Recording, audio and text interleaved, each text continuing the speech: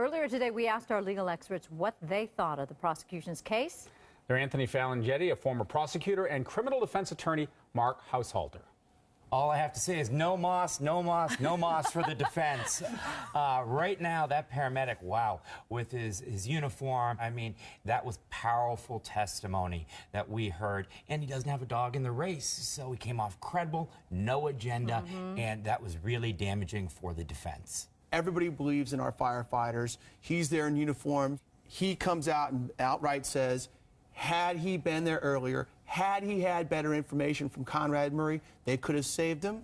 Might be kind of speculative, that testimony, but nonetheless, the jury heard it. And they didn't really do much to damage his credibility or refute that claim on cross-examination. The defense was sleeping behind the wheel, okay? That one. How is that possible? I don't know. I'm not even a lawyer. I wanted to object. Anthony and I looked at each other and we did we just hear that same question? You think that was a strategic decision? No, I think it was, they just wanted to get him off the stand. Yeah. I think they can explain away a lot of he was picking up vials and he was putting things in a bag. But how do you think the defense is going to be able to explain the alleged lack of disclosing that he gave him propofol? The prosecution loves that. That says a couple of things. One, it is rank incompetence. Right, but I'm saying when it gets to the defense case, how are they going to explain I'm hiding the propofol bottles, but I don't bother to tell anyone. I have a thought, but I want to hear what your thoughts are. I think from the defense standpoint, they want to say he's protecting Michael Jackson, his client. He's hoping he's going to live, but everybody knows you need to protect the privacy of your client. The last thing Michael Jackson or his family wants to come out is that he has a drug addiction to a serious narcotic like this or any other. Speaking of narcotics, that laundry list of prescription drugs that he was taking and had actually ingested, it was in his blood, it was in his stomach. I mean, it was an incredible number. Diazepam, lorazepam, Valium.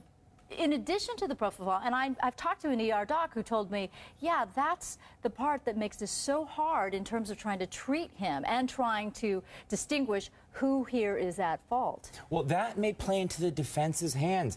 Doctor saying, I didn't know all this stuff within his system, and he's trying to wean him off the drugs, and then he left the room. Michael Jackson, 100% okay, comes back, and then we're in this frantic situation. And the two things that we have to look at that defense is going to use is causation. What really killed Michael Jackson? Right. Was it self-induced overdose? When he was out of the room with Dr. Murray, he can't get impeached on what he saw when he first walked in, because Michael Jackson's passed away, and Dr. Murray was the only other person in the room. So if he takes a stand and testifies, he can't be impeached on what happened in that room. Yeah, the $20 million question. Will he take the stand? Yes, no, maybe. I'm going to wait and see how it goes. Wait and see, but my gut feeling is I think he's going to have to. Yeah. Conrad Murray's going to be on the stand. If I'm the defense, I'm putting him on the stand. He's got no bad past to impeach him with. He's got to answer to his conduct, and he has to explain why he did what he did. I think we're almost guaranteed to see him on the stand, and that's the critical moment.